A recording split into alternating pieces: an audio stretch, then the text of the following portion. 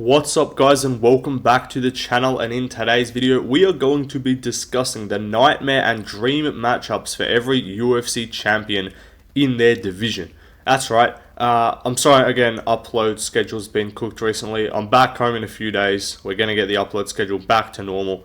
I've got video ideas that I can start really pumping out now, but just the last couple of days there's been some things and I've been having some fun on holiday. I haven't been just focused on the YouTube, so I'll be back into it soon. But with this video, yeah, as I said, nightmare and dream matchups in every division. So every champion has sort of their... Everyone talks about the nightmare matchups. The Weasel does his yearly nightmare matchups video. I think other people have started doing it. I did a version of it last year. But not many people talk about like the dream matchups for the champions or compare the two. I mean, it kind of gets fit in there like with if you're discussing how they would go against every person in their division. But yeah, we're going to be discussing who is the easiest, not like in the entire division, because like, yeah, I could say, oh yeah, Volkanovski's easiest matchup is fucking Calvin Kattar. And it's like, yeah, obviously he's not going to fucking lose to Calvin Kattar. We're talking more like guys that they could actually, like, realistically fight for the most part. Obviously, if there's no one to think of, then yes, I might venture outside of that. But for the most part, I'm going to be sticking to like matchups either in the top 5 or top 10, or just guys who I think the person will end up fighting. So yeah, we'll start off with flyweight, go all the way up to heavyweight. You guys let me know what you think in the comments. Who are the nightmare and dream matchups for every champion? Like, who are the free title defenses? You chuck them in there, you'd be like, yep, congratulations buddy, you got a title defense. And then who are the ones where it's like, yeah, you're cooked, just give it up now. Anyway, let's get started with the flyweight division. So, flyweight division, Alejandro Pantoja, one of my favorite fighters on the roster today, my favorite champion alongside Volkanovski right now. I would say his nightmare matchup, and this is a reflection on how good Pantoja is, his nightmare matchup is probably Kai Kara-France, and I still think he wins that fight pretty comfortably. Like, some of these guys, it's going to be like, yeah, that nightmare matchup's really tough for him. But to be honest, I see most of these current champions not losing to too many guys. Like, there's some of them when it's risky, it's 50-50, but guys like Pantoja and guys like Merab, there's not that many matchups that I look at and I'm like, geez, that's trouble. Or even Islam, like, there's not that many guys where I'm like, yeah, you could be cooked. So Pantoja, I'll say Kai Kara-France just because of the knockout power threat. I do think Kai is the heaviest puncher at flyweight today. Obviously, if a prime Figueiredo was able to make it back down to 125, like if Figgy was somehow able to cut back down and not be completely cooked, then maybe. But like even then, I still think Pantoja at this stage is just too good for everyone. Kai's got decent takedown defense, but like he almost got choked out by Amir Albazi. I know we all talk about that fight as a robbery because it was, but like, can you not be having like 48-47 decisions with Amir Albazi? Like how about you just dominate him like Moreno? Like how about you just make him look mid as fuck? Like Kai Kara-France like had risky moments in that fight, and it's not like he's never been taken down. Like it's not like he's got brick wall takedown defense. So I would say he's the most dangerous matchup. I wouldn't say he's like a nightmare style for him. Like no way, where does Pantoja win this? Like the striking's not even that one-sided. Like Kai would win the striking exchanges for sure, but like Pantoja was having success with Kai Sakura on the feet. He dropped Moreno. Like he's a good striker. He's an effective striker. So I'll say Kai, but I still think that's a pretty easy matchup for Pantoja. The dream matchup for him, again, I said I would try and stick to people that the champions are actually gonna fight. I doubt this fight ever happens, but if it did, I should have said Makayev, but he's not in the UFC right now. So I'll say Amir Albazi, if we're looking at top 5, would just be an absolute breeze, like walk in the park for Pantoja. What the fuck is Albazi going to do? He's a worse striker, he's a worse wrestler, worse jiu-jitsu, no power. He's just not going to beat him. So yeah, I'd say that is the dream matchup for Pantoja. Anyway, let's move on to the Bantamweight Division. Hey, it is not Deshashashvili, it is Dwalishvili. Learn to read, speak English.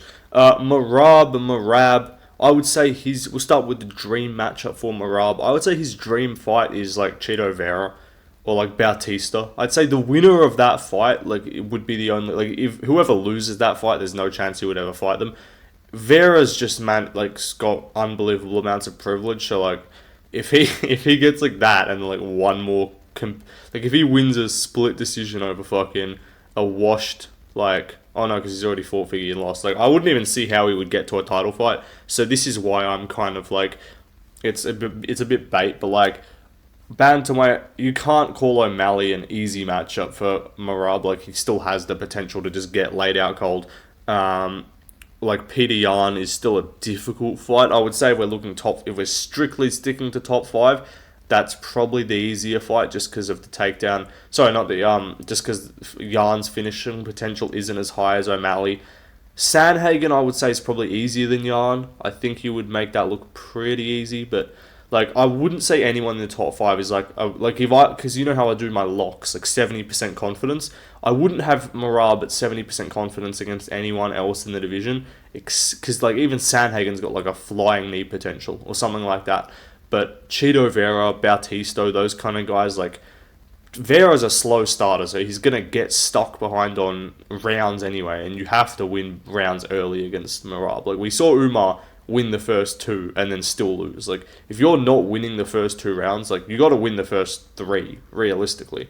But yeah, what's Cheeto gonna do? Like, maybe just flukes him, but like, Cheeto's not a big knee guy. He's like a front kick guy up the middle. Like, maybe, but I feel like Merab like too retarded to like get like, you have to actually be like somewhat like technical on the feet to like actually get caught by Cheeto, because like guys like Cruz was doing his little goofy fucking Michael Jackson movement, and then he ran into a shot with his, like, Merab would just be too erratic for Cheeto to actually time him with anything, and he's just gonna get we've seen his takedown. He got mauled on the ground by Corey Sandhagen in the first 2 rounds. Like, Merab would absolutely cook him. Anyway, nightmare matchup is a guy who's already fought Umar. Again, he's already fought 3 of the top 5. The only guys he hasn't fought in the top 5 are Figgy and Sandhagen. So the winner of that, even though both of them are coming off even though it would only be a 1-fight win streak for either of them, just give the winner of that fight a title shot. If Merab's still champ. If O'Malley wins the belt back, you can have a different convo. Then I think we're talking a Yan rematch. But like, we're not doing Yan Umar and then giving Umar a shot if he wins. Like, if Yan wins, you can give him a rematch for sure. But if Umar wins, no, like, you don't run that back. So I'd rather a fresh matchup, even if it's coming off only 1 win. So if Merab beats O'Malley, Umar beats Yan, give the winner of Figgy Sandhagen a title shot, because it's fresh. It's a fresh matchup. I think Merab beats both of them. But yeah, nightmare matchup I'd say is Umar. We saw it. Like, Umar is better than Merab. Like, when he's fresh. Like, he wins rounds when he's not gassed. He won the first 2. He does have an argument for the 3rd. I didn't give it to him, but like, if you gave him that round, it's not an absolute travesty. Like, that's not like a Jones-Reyes level fucking robbery. So I would say that is still the nightmare matchup. I don't see anyone at flyweight. Hey, we are going to be KOing. We, being Vinicius Oliveira, will be KOing Merab in 2026. No, but in all seriousness, I just don't see anyone unless you just randomly KO him. Like, O'Malley, I'd say, has the better chance than Umar to win. But like, if you run that fight 20 times, Merab wins against O'Malley, I'd say like 16, 17 times, but he gets like flatline KO'd 3 times. But if you run it with Umar, I reckon Merab wins like 12, 13 times, and like all of them are like really close. Like, no one gets ran out of the water in any of those fights. Anyway, let's move on to the Featherweight Division. Alexander Volkanovski, we're starting with a nightmare matchup here. I'm saying Jean Silva. Again, would I pick Jean Silva to win this fight right now? Probably not right now. But like, you give me Volk like 9-8 months from now, like mid next year, early next year, I'm probably picking Jean Silva. Like, if you tell me Jean Silva like wins 2 more fights, or even just 1, like, you're telling me like Jean Silva goes out there and like KOs like Arnold Allen, like, I'm gonna probably fucking pick him to beat Volk. Like I know we're all saying like Volk's so back. Volk, that was not like top 3 Volks we've seen. Like, he was better in the Islam fight, he was better in the Holloway fight, he was better in the Yair fight, he was better in the Zombie fight. Like, that is like, I know he won and we're happy. To me, and I'm not trying to be like a downer, that is clearly not the best or top, like, one of the better versions. Like, this is not like he's just magically spawned back to 2023 Volk, like, against Holloway. Like, Lopez has very limited head movement, is pretty much a punching bag when he's not the one going forward. And we saw Lopez really didn't fight smart and go forward a lot of that fight. And it's a fight where, like, yes, it was clear 3-2, 4-1, even 5-0 Volk. Like, you cannot score that fight for Lopez, not making that argument. But it's a fight where, like, if Lopez just gets on the gas a bit more, he probably steals the third or the fifth.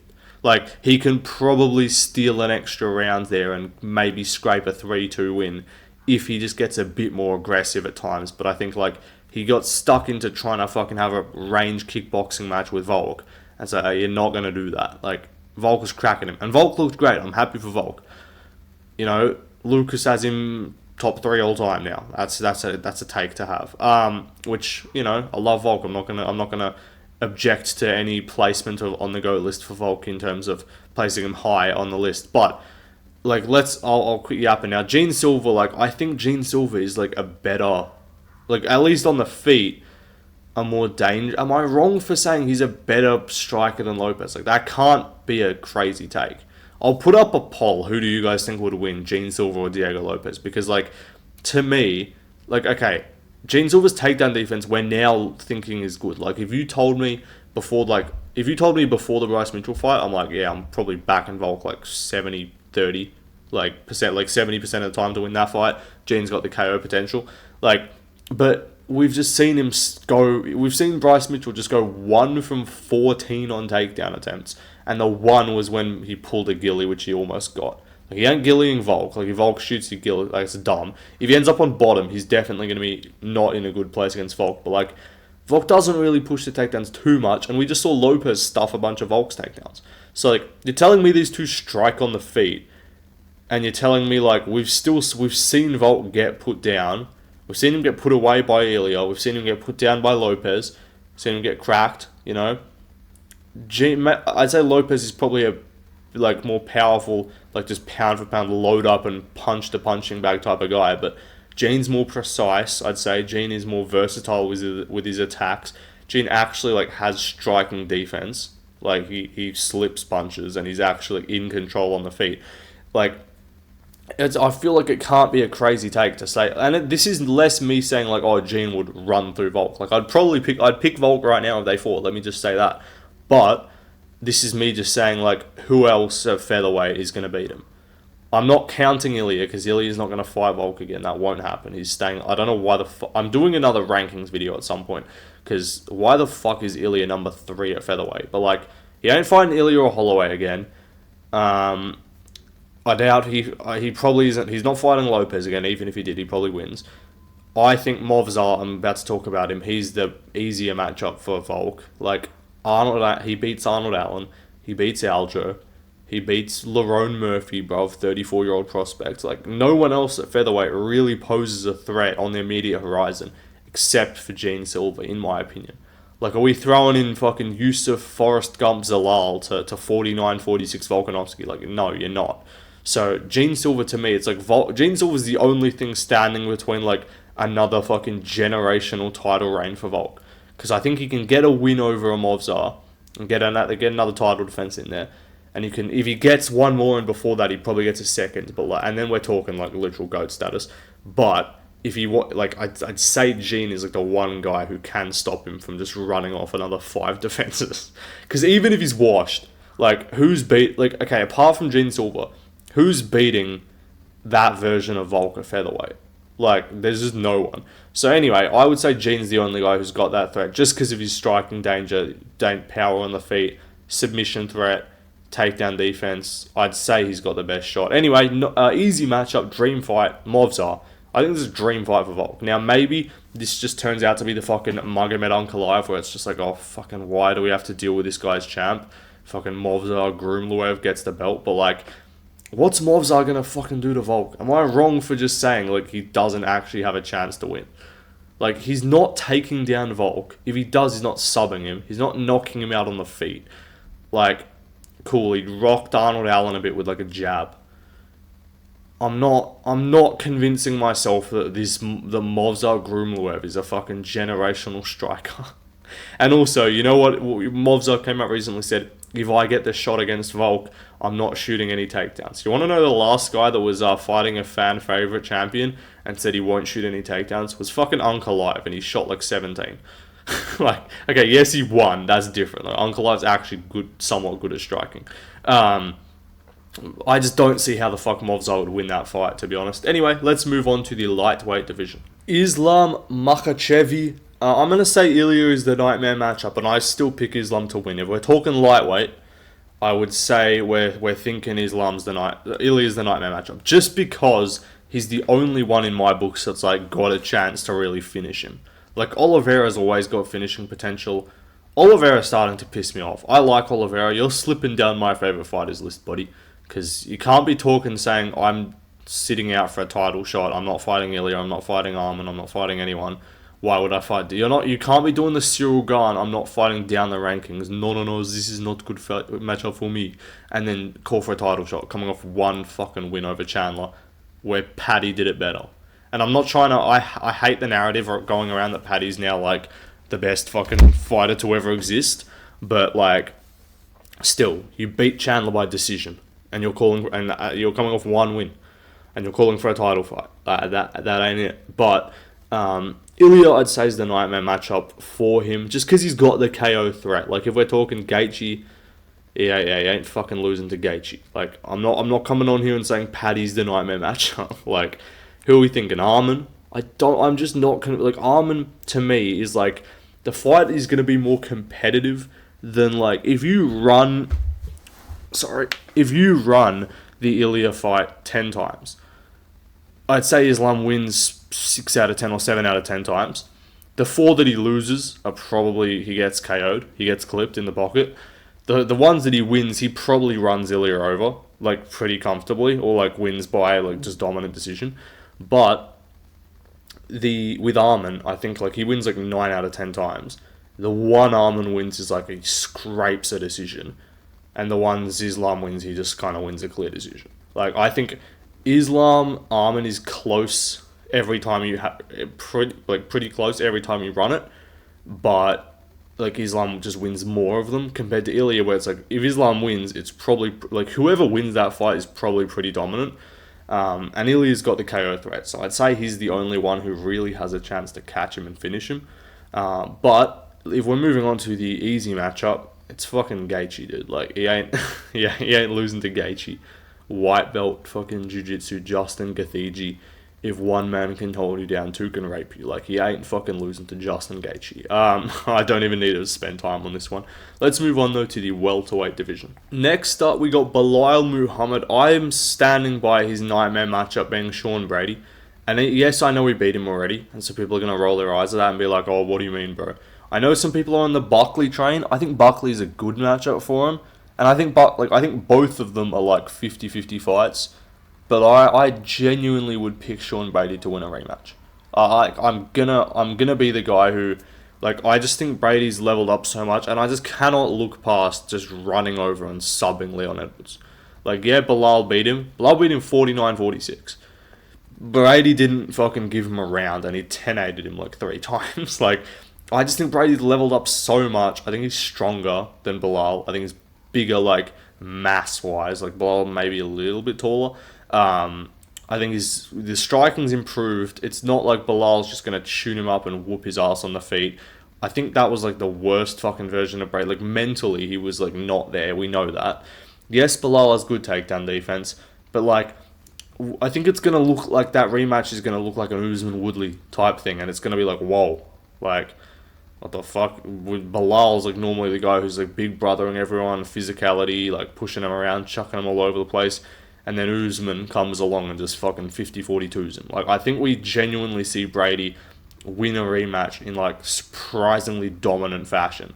Where it's like, maybe he doesn't even get takedowns, but he's just, like, strong as fuck against the clinch. Or if he does get him down, I think you see Belal in trouble. Like, I think you saw Leon Edwards reverse Belal and end up on top, slice him open with elbows. Like, I just really am convinced that Sean Brady is so much better than what he was in the first fight. Yes, Buckley's a difficult matchup too. Buckley's got the takedown defense. And he's more of a threat on the feet, I would say. So Buckley's a good shout. You know, I don't know why the fuck he's doing collabs with Neon. I might be wrapped for your career.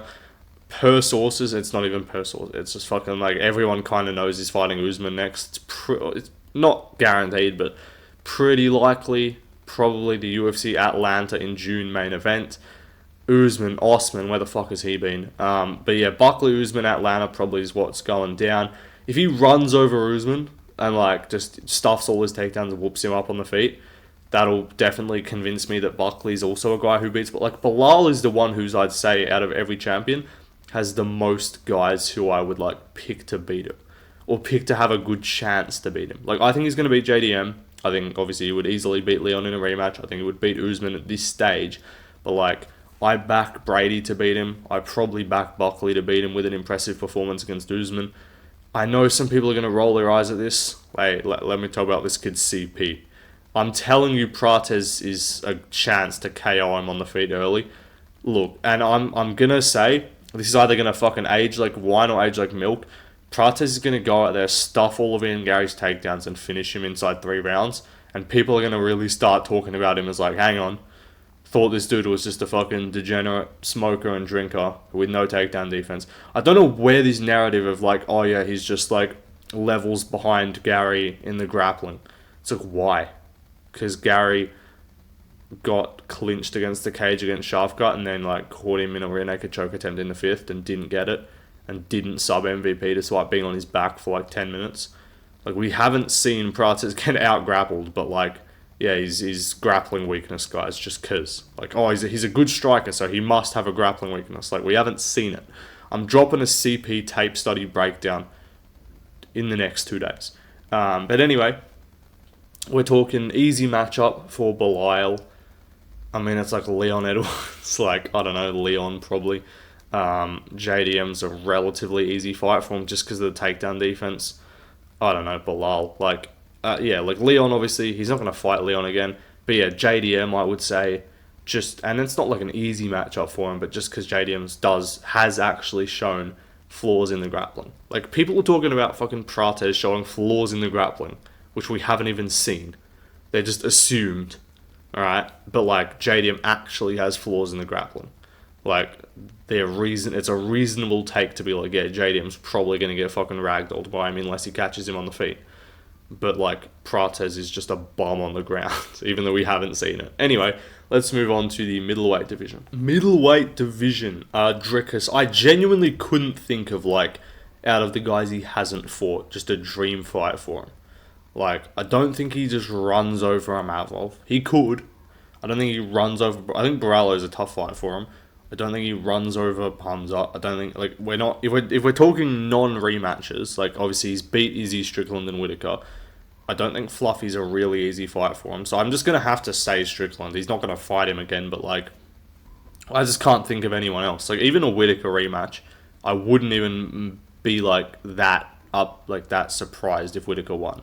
And I'm just not going to do Izzy, because, like, we're not going to see Strickland either, but, like, if we're talking, like, proven, like, we've now seen that fight twice, it just seems like we've now seen Strickland's style, like, it just doesn't work with, like, defending the offensive trick. It's like he just can't get anything off, and he just gets walked down the whole time. So I'll say Strickland for the dream fight.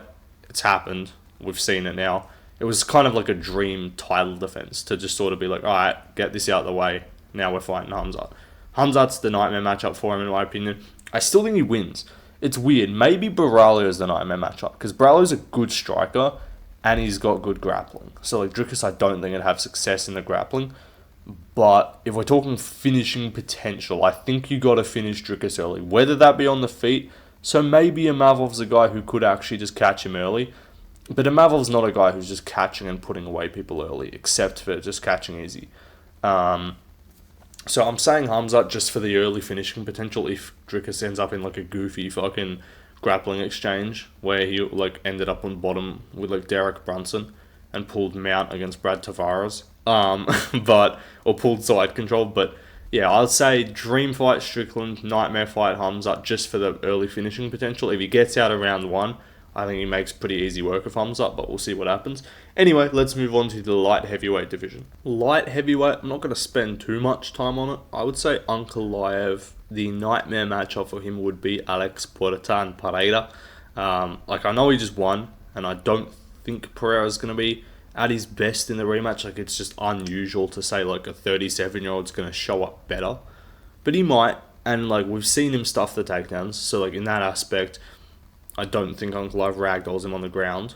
And then on the feet, it's like you just can't say that he's got Pereira's number. Like, Pereira showed that he can have success when he actually just throws output, but he didn't throw enough output the first time. So, I'll say Pereira, maybe Reyes. Reyes is actually not a bad style to beat Ankalaev, but I just still can't trust his chin. Like, I know we're, like, offensively wise, he's incredible, but, like, his offense was never gone. It was just his defense and his chin was cooked. Like, that was the worry. The worry was never like, oh, Reyes has no power, Reyes is a bum on the feet. It's just like, yeah, he's chinny as fuck. So he could still be, we don't know. Maybe Ankalaev chins him. Reyes is not a bad shout. I actually thought Rakic was a really good fight to beat Ankalaev. Rakic just didn't throw enough output. It seems like a really fucking common theme. All these guys just don't throw enough output to actually win. It's very frustrating. If we're talking easy fights for Ankalaev, maybe like a Carlos Olberg. If we're talking guys he's gonna fight, like, I don't see him fighting Jamal Hill unless Hill, like, KOs Roundtree. The winner of that would be I just don't see Jamal Hill having much success. I don't even think he's a better striker than Ankalaev, and he's obviously outdone in the grappling. So Jamal Hill's probably a better shout. Olberg, he's just gonna he's gonna do the exact same fucking thing as Rakic. He's literally just gonna tap low kicks. Except he's not quite as, like, intimidating with the size frame, and I don't think he's as good of a grappler as Rakic.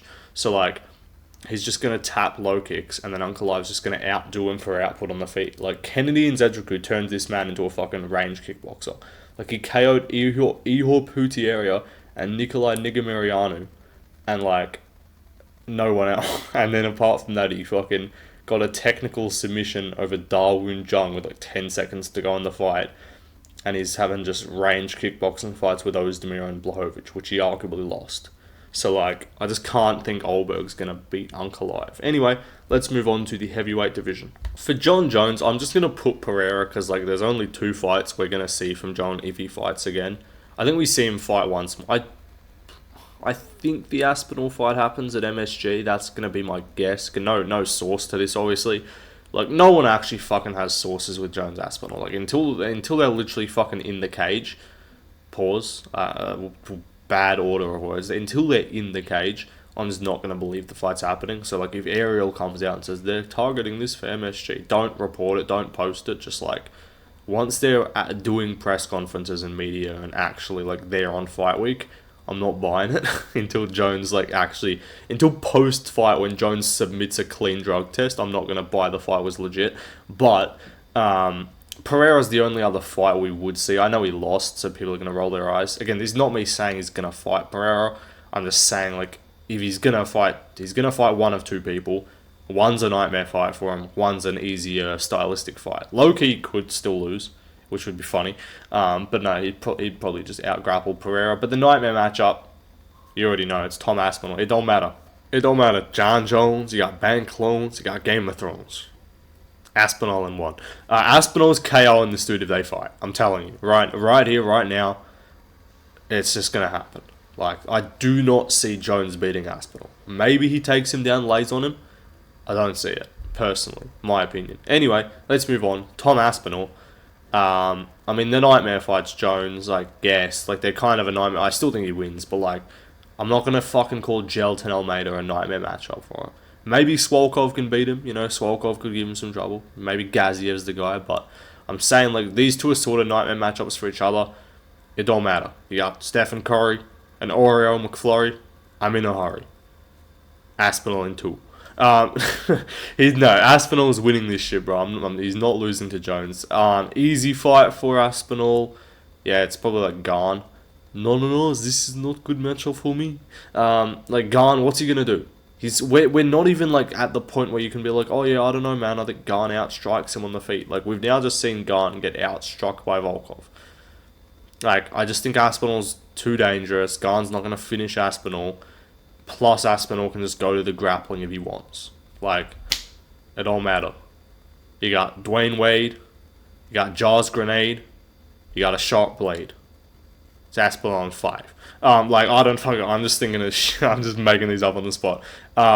Aspinall would beat Garn. He would beat Almeida. He'd beat Volkov. Like, it's It's the Jones fight. We already know this with heavyweight. That's the only thing we want. Anyway, goodbye. Peace out. Like, subscribe, do all that shit. I'm trying to cut it off at 30 minutes. I can't see when the video is going to end. Yeah, more videos coming soon. Leave some more ideas in the comments as well.